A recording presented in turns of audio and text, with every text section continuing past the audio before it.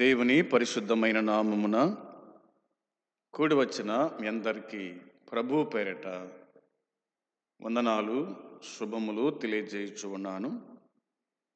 దేవుని వాక్యమైన బైబిల్లో నుండి మనము ప్రతి దినము కూడా సమూయేలు మొదటి గ్రంథముల నుంచి అక్కడక్కడ ధ్యానం చేస్తూ వస్తూ ఉన్నాం.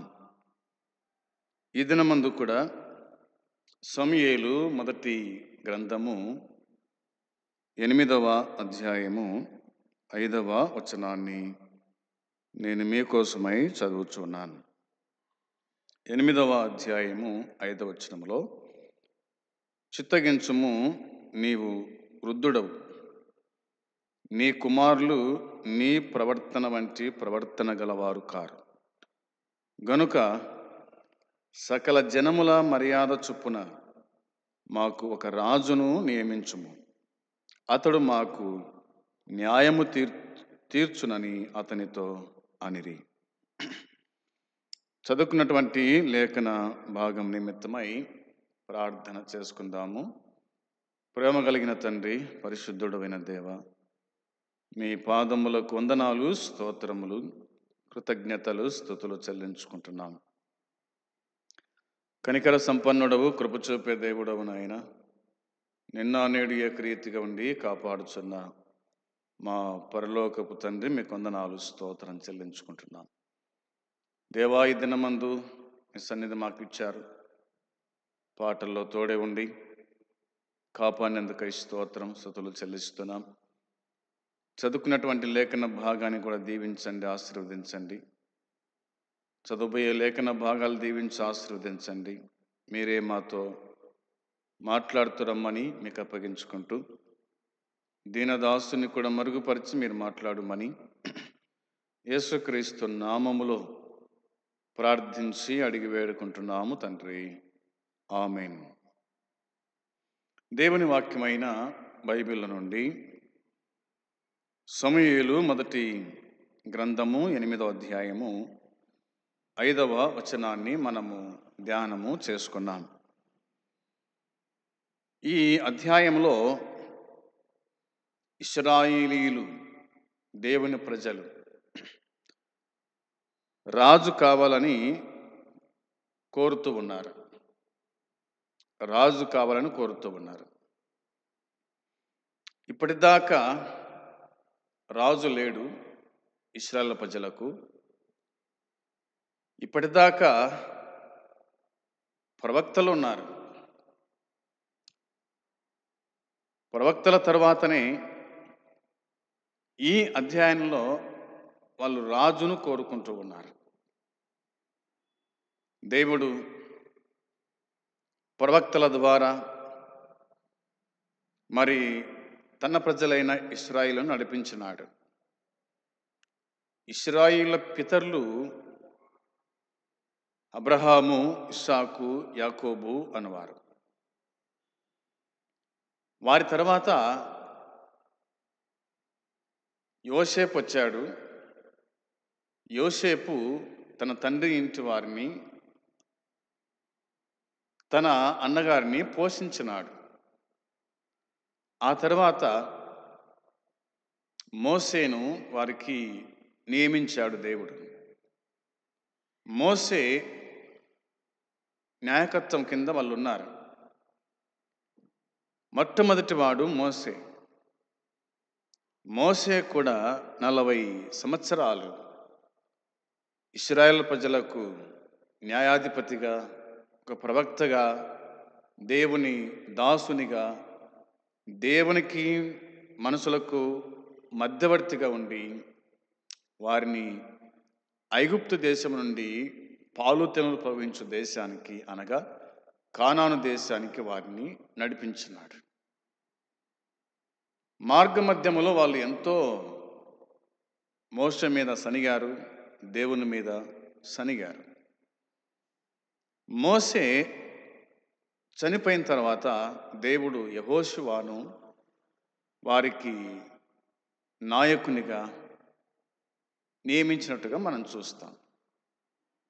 యెహోషువ యొక్క నాయకత్వంలో దేవుడు వారికి వారి వారి స్వాస్థ్యమును అప్పగించినాడు. కానాను దేశాన్ని మరి ఇతర ప్రాంతాలను 12 గోత్రాల వాళ్ళు సెటిల్ అయిన తర్వాత యెహోషువ కూడా చనిపోయాడు. యెహోషువ చనిపోయిన తర్వాత ఇక వారికి రాజు లేడు.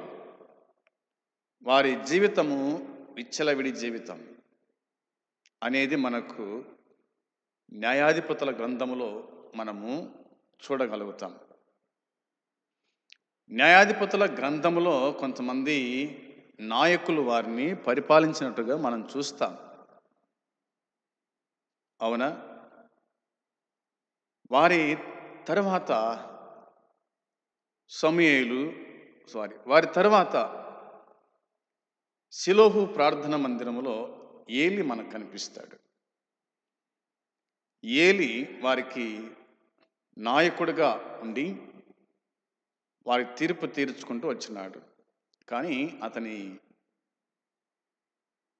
తీర్పు ఎంత మట్టుకు నిజమో మనకు తెలియని విషయం. ఏలి కుమారులు కూడా యాజకులుగా పనిచేశారు, కానీ వారు దేవునికి అయిష్టమైన కార్యము చేశాడు. దేవుని మందిరంలో జరగటం లేదు, జరగకూడనిది జరిగింది అనే సంగతి మనకు బహాటముగా ఎరుగుదుము. ఆ తర్వాత హన్నా ప్రార్థన వలన దేవుడు సమూయేలును ఇచ్చాడు. ఈ సమూయేలు దేవుని సన్నిధిలో ప్రార్థన చేస్తూ మరి పరిచర్య చేస్తూ ఉండగా దేవుడు సమూయేలును పిలిచాడు. పిలిచి ఏలి సంగతి, తన కుటుంబం సంగతి, పరిస్థితి అంతా కూడా తెలియజేశాడు. ఆ తర్వాత ఏలి కుమారుల మరణం, ఏలి కోడలు చనిపోవటం, మందసం పట్టబడటం, ఫిలిష్తీయులు గెలవడము, ఇవన్నీ కూడా మనకు కనిపిస్తాయి. ఆ తర్వాత సమూయేలు ప్రవక్తగా స్థిరపడినని దాను మొదలుకొని బెయేర్షెబా వరకు ఇశ్రాయేలీయులందరూ తెలిసినట్టుగా మనం చూస్తాం. సమూయేలు యొక్క పరిపాలన చాలా బాగా ఉంది. సమూయేలు షిలోహులో ఉండి వారికి న్యాయం తీరుస్తూ వచ్చాడు.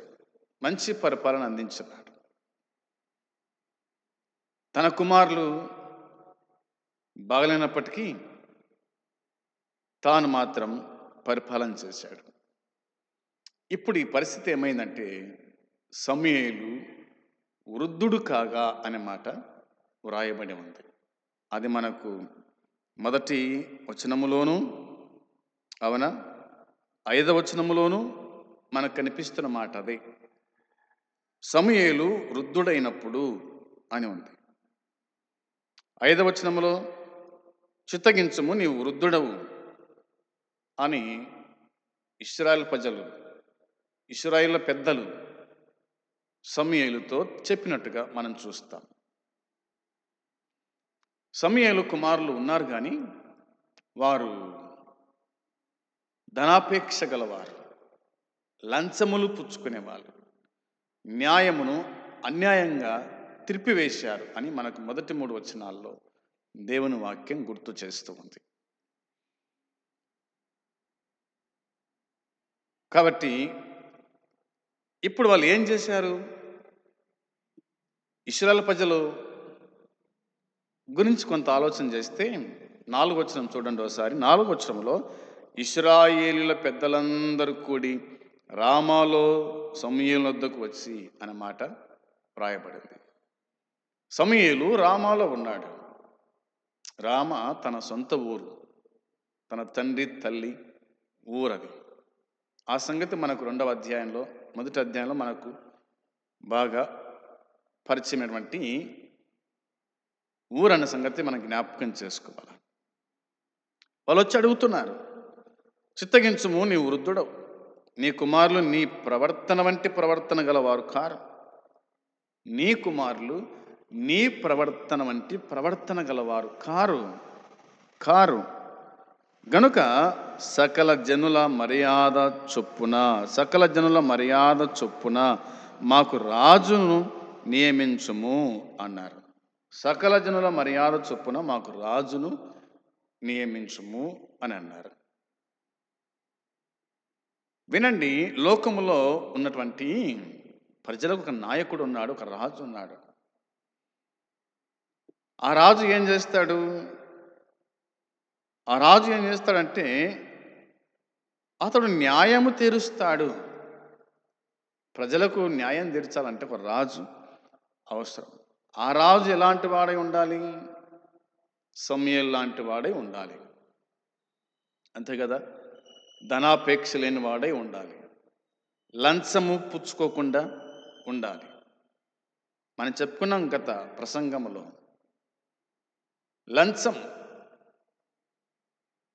లంచగొండితనం. సంతకం చేయాలన్న లంచం, అవునా? పని చేయాలన్న లంచము ఒకని కనుదృష్టిని మందం చేస్తుంది. లంచగొండి దేశానికి శత్రువు అని మనం చెప్పుకున్నాం. కాబట్టి మా ముందు నడవడానికి మాకు రాజు అవసరం, మాకు రాజు కావాలయ్యా అని వాళ్ళు కోరినట్టుగా వాక్యం చెబుతూ ఉంది.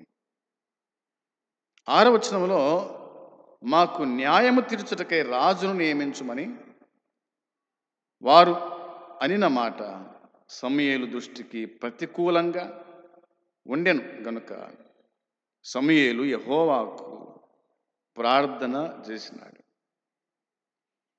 ఇశ్రాయేలు ప్రజలు మాకు రాజు కావాలని అన్నప్పుడు సమూయేలుకు అది ప్రతికూలంగా ఉందంట.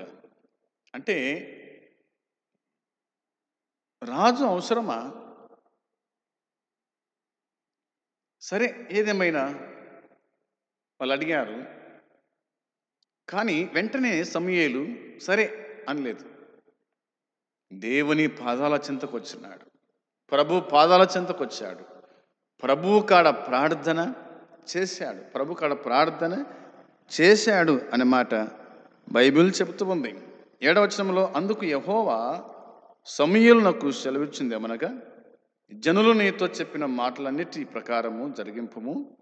వారు నిన్ను విసర్జింపలేదు గాని తమ్మును ఏలకుండా నన్నే విసర్జించి ఉన్నారు అని దేవుడు సెలవిచ్చాడు. మానవులు మాట్లాడుకున్న ప్రతి మాట కూడా దేవుడు వింటాడు అన్నది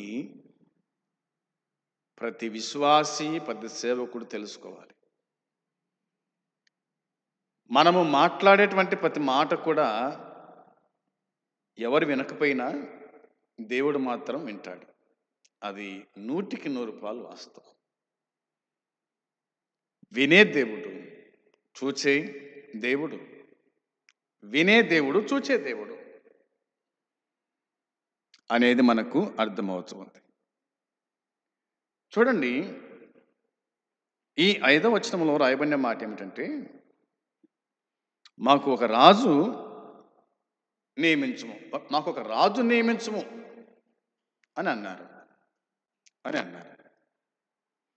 కొంత వివరణ నేను జ్ఞాపకం చేస్తూ వస్తాను. అబ్రహాముతో దేవుడు చేసిన నిబంధనలోని వాగ్దానాలలో రాచరికం ఒక భాగం. ఇది దేవుడు అబ్రహాముతో నిబంధన చేసినాడు. ఎక్కడ అంటే 17వ అధ్యాయము ఆదికాండము 6వ వచనములో, 17వ అధ్యాయము ఆదికాండము 6వ వచనములో వ్రాయబడిన మాట మీకోసం చదువుతున్నాను.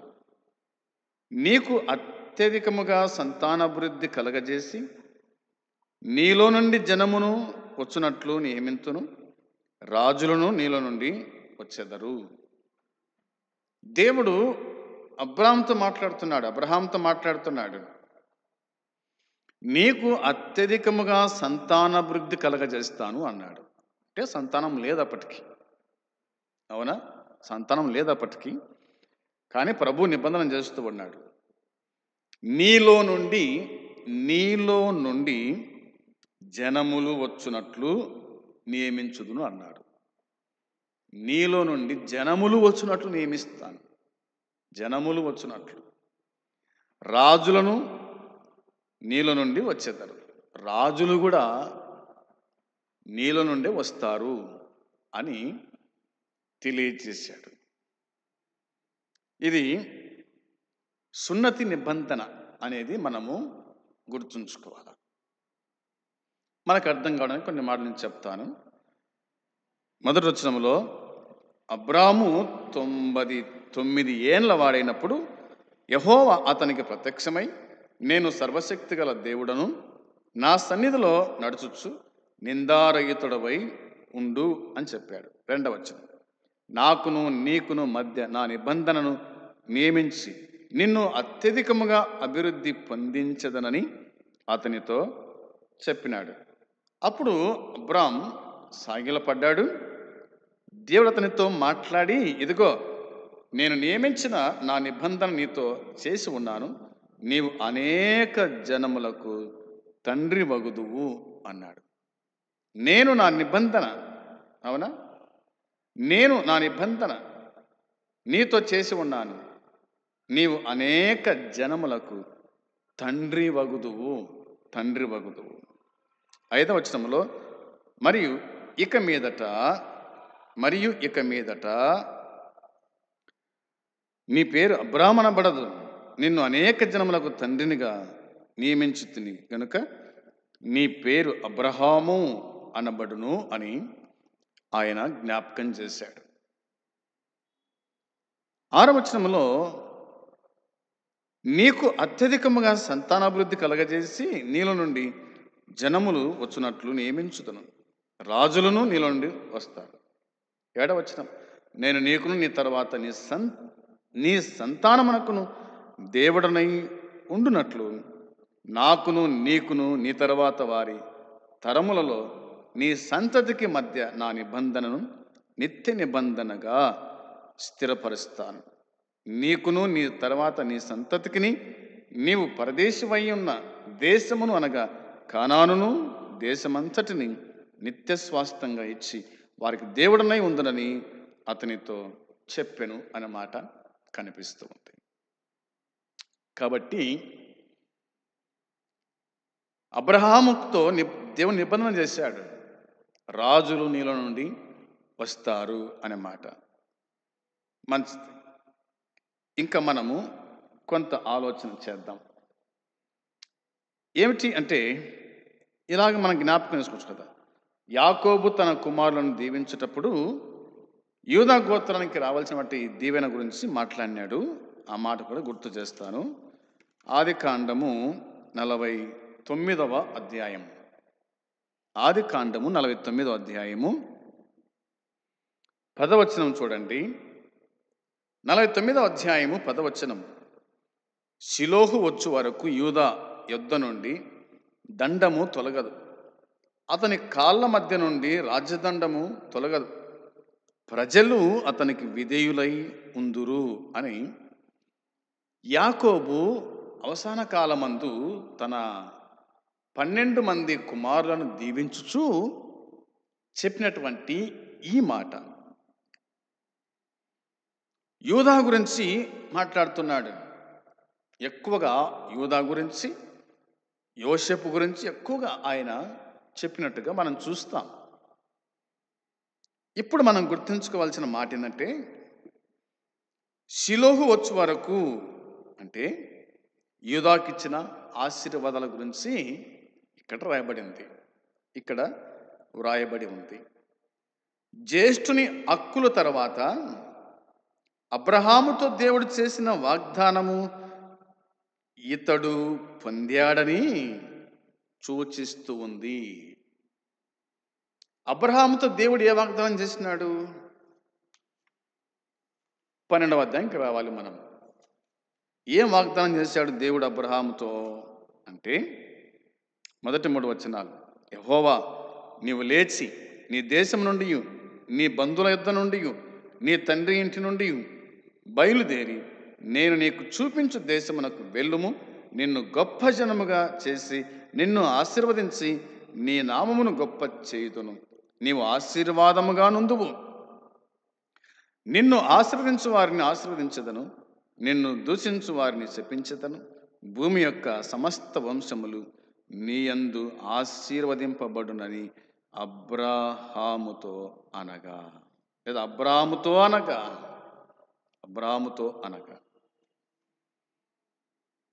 అబ్రహాము, ఇస్సాకు, యాకోబు అని చెప్పుకున్నాం కాబట్టి అబ్రహాముతో చేసిన నిబంధన, యాకోబు ఇక్కడ అబ్రహామును ఆశ్రయించిన దేవుని ఆశీర్వాదం గురించి యాకోబు యూదా గురించి మాట్లాడుతున్న సంగతి మనం ఇక్కడ ఎరుగుదాం. కాబట్టి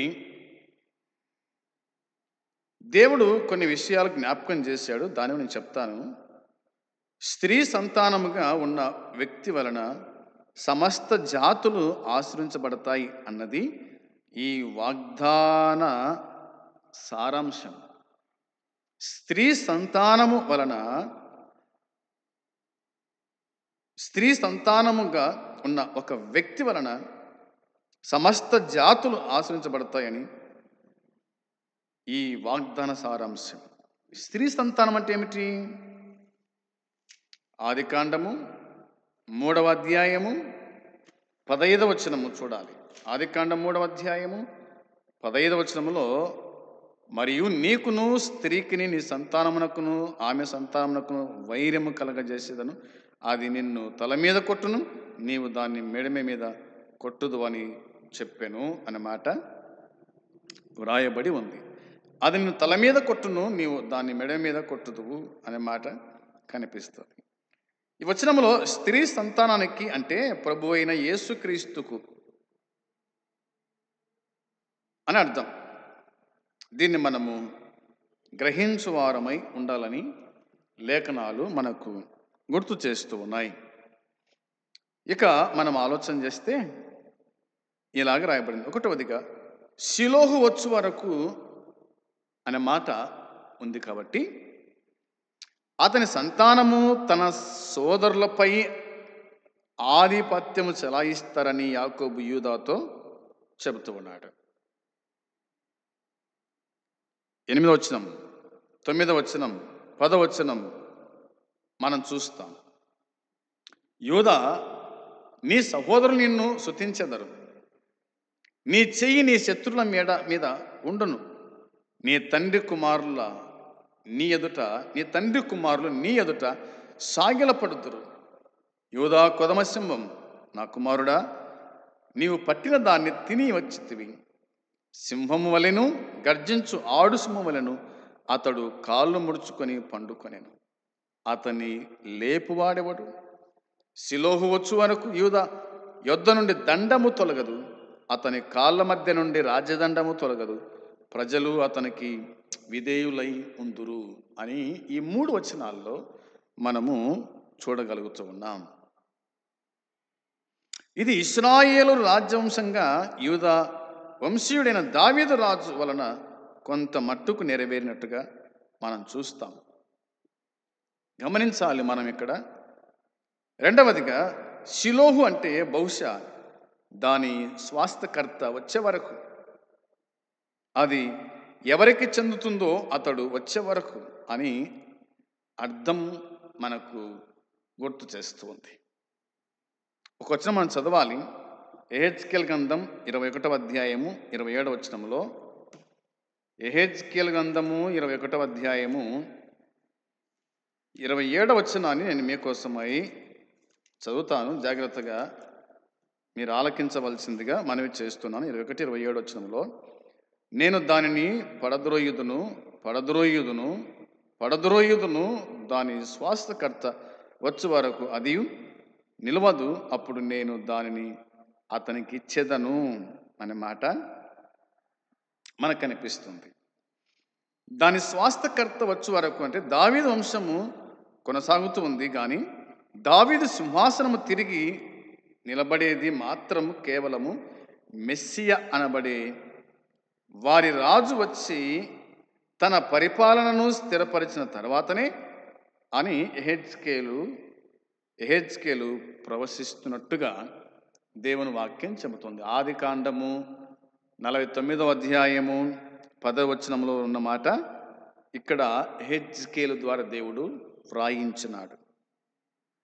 జకర్యా గ్రంథము 9:9లో, మత్తయి సువార్త 21వ అధ్యాయము 1 నుంచి 11 వచనాలలో, ప్రకటన గ్రంథం 1వ అధ్యాయం 11 నుంచి 16 వరకు, 20వ అధ్యాయము 4వ వచనం వరకు అభిషక్తుడైన యేసుక్రీస్తు ఇశ్రాయేలుపై రాజ్యం చేస్తాడు.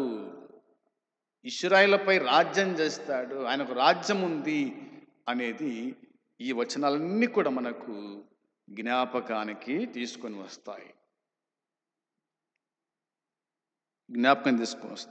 కాబట్టి అది చివరికి యూదా వంశం నుండి వచ్చిన మెస్సియా యేసుక్రీస్తును ఇది సూచిస్తున్నట్టుగా దేవుని వాక్యం గుర్తు చేస్తూ ఉంది. ప్రకటన గ్రంథము 5:5లో, ప్రకటన గ్రంథము 5వ అధ్యాయము 5వ వచనాన్ని నేను మీకోసం అలా చదువుతాను చూడండి. 5వ అధ్యాయము 5వ వచనంలో, ఆ పెద్దలలో ఒకడు, ఏడవకము, ఇదిగో దావీదుకు సిగురైన యూదా గోత్రపు సింహము 7 ముద్రలను తీసి ఆ గ్రంథమును విప్పుటకై జయము పొందినని నాతో చెప్పాను అనే మాట ఉంది. గ్రంథం గొర్రెపిల్ల, అవునా? ఏడవద్దు యోహాను, ఎందుకు ఏడుస్తున్నావు? అవునా? గ్రంథము ఇప్పేదెవరు? ఎవడు యోగ్యుడు అని దేవుడితో బిగ్గరగా చెప్పినప్పుడు ఈ యోహాను ఏడుస్తున్నాడట. లేదా ఆ పెద్దలలో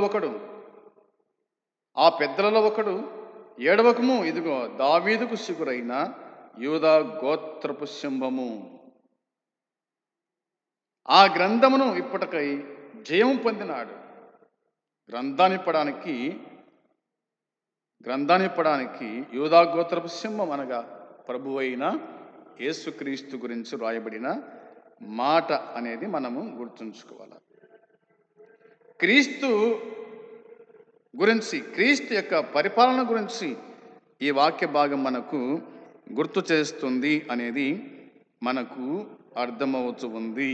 కాబట్టి ఆయన యూదా గోత్రానికి, దావీదు కుటుంబానికి చెందినవాడు, జయము సాధికుడైన యేసయ్య లేదా మెస్సియా గురించి ఇది వ్రాయబడింది అనేది లేఖనాలు మనకు జ్ఞాపకము చేస్తూ ఉన్నాయి. శాశ్వత పరిపాలకుడు ప్రభువైన యేసుక్రీస్తే అనేది మనకు దేవుని వాక్యం స్పష్టము చేస్తూ ఉంది. ప్రజలందరూ ఆయన అధికారం కిందికి వస్తారని ప్రకటన గ్రంథము 19వ అధ్యాయం 15వ వచనంలో గొప్ప ఆత్మీయ ఆశీర్వాదాన్ని ఆయన ఇస్తాడని యాకోబు ప్రవచించినట్టుగా దేవుని వాక్యం మనకు గుర్తు చేస్తూ ఉంది. కాబట్టి ఈ ఆదికాండము 49వ అధ్యాయము 11-12 వచనాలు మనం చూస్తే, ద్రాక్షవల్లికి తన గాడిదను, ఉత్తమ ద్రాక్షవల్లికి తన గాడిద పిల్లను కట్టి, ద్రాక్షరసముతో తన బట్టలు, ద్రాక్ష రక్తములో తన వస్త్రములు ఉతుకును. అతని కన్నులు ద్రాక్షరసము చేత ఎర్రగాను, అతని పళ్ళు పాల చేత తెల్లగాను ఉండును అని ఈ మాటలు ఇందులో మనకు కనిపిస్తూ ఉన్నాయి. సోదరులారా, ద్రాక్షరసము చేత ఎర్రగాను అంటే ఈ వచనాన్ని అతని కనులు ద్రాక్షరసము కంటే గాఢమైన రంగులోను, అతని పలువరస పాల కంటే తెల్లగాను ఉంటాయి అని అనువదించబడినట్టుగా దేవుని వాక్యం మనకు గుర్తు చేస్తూ ఉంది. కాబట్టి ఇశ్రాయేలందరూ కూడా వచ్చి సమూయేలుతో, అయ్యా నువ్వు వృద్ధుడవు కాబట్టి నీ పిల్లలు నీ ప్రవర్తన వంటి ప్రవర్తన గలవారు కాదు, కాబట్టి మాకు ఒక రాజును నియమించుము, మాకు ఒక రాజును నియమించుము అని అడిగినట్టుగా దేవుని వాక్యము మనకు గుర్తు చేస్తూ ఉంది. కాబట్టి ఆ మాటకు సమూయేలు ఇష్టపడలేదు, కానీ సమూయేలు ప్రభు యొద్దకు వెళ్ళి ప్రార్థన చేశాడు. మాకు న్యాయము తీర్చుటకై రాజు నియమించమని వారు అనిన మాట సమూయేలు దృష్టికి ప్రతికూలంగా ఉండెను. కాబట్టి సమూయేలు యెహోవాను ప్రార్థన చేసినట్టుగా దేవుని వాక్యం మనకు గుర్తు చేస్తూ ఉంది. ప్రియమైన సోదరి సోదరులారా, రాజు అవసరమే, కానీ మనకు రాజు ముందు దేవుడై ఉండాలి.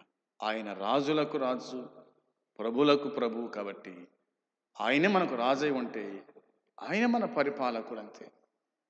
మనకు న్యాయం తీర్చువాడు ఆయనే, మనకు భోజనం పెట్టువాడు ఆయనే, మనకు దాహం తీర్చువాడు ఆయనే, మనకు ఆరోగ్యం ఇచ్చేవాడు ఆయనే, మనకు సంపద ఉద్యోగాలు ఇచ్చేవాడు ఆయనే. కాబట్టి మనము ఆయనని విడిచిపెట్టి వేరొక రాజు కిందికి మనం పోవాల్సిన అవసరం లేదు. ఆయన నీకు రాజుగా ఉంటే చాలు ఆయన నీకు అన్ని సమస్తాన్ని జరిగిస్తాడు. ఇశ్రాయేలు వలె కాకుండా నాకు రాజు నీవే అని దేవుని పాదాల చెంత పడతాం. ఎందుకంటే ఆయన రక్తం ఇచ్చి నన్ను కొన్నాడు, తన ప్రాణం పెట్టాడు, చనిపోయి సమాజపడి తిరిగి లేచిన దేవుడు. ఆయన కంటే ఇంకెవరున్నారు? ఆయన కంటే గొప్పవాడు ఎవడున్నాడు భూమి మీద? కాబట్టి మనం ఆ రాజును కోరుకుందాం. ఆ రాజే మన రాజు, మనము ఆయన పిల్లలం. కాబట్టి ఆ ప్రభునందు విశ్వాసం ఉంచి భక్తి జీవితంలో ముందు కొనసాగుదాం. అట్టి కృప దేవుడు మనకు సమృద్ధిగా అనుగ్రహించును గాక. ఆమేన్. ప్రార్థన. ప్రేమగల తండ్రి, పరిశుద్ధుడైన దేవా, మీ పాదములకు వందనాలు, స్తోత్రములు, కృతజ్ఞతలు, స్తుతులు చెల్లించుకుంటున్నా. మీరు వినిపించిన ఈ లేఖన సత్యాన్ని దీవించండి, మా హృదయాలు భద్రపరచండి. నువ్వే మాకు రాజు ప్రభువా. నీ రాజ్యము స్థిరకాలం, నీ రాజ్యం నిత్యం ఉండేది. ఆ రాజ్యములో మేమును ఉండలాగున మీరు మాకు సహాయం చేసి నడిపించమని, జ్ఞాపకం చేసుకోమని మీకు అప్పగించుకుంటూ యేసుక్రీస్తు నామములో ప్రార్థించి అడిగి స్తుతించి వేడుకొనుచున్నాము తండ్రి. ఆమేన్. ప్రభు కృప మీకు ఎల్లప్పుడూ తోడై ఉండును గాక. ఆమేన్. మంచిది. అందరికీ వందనాలు.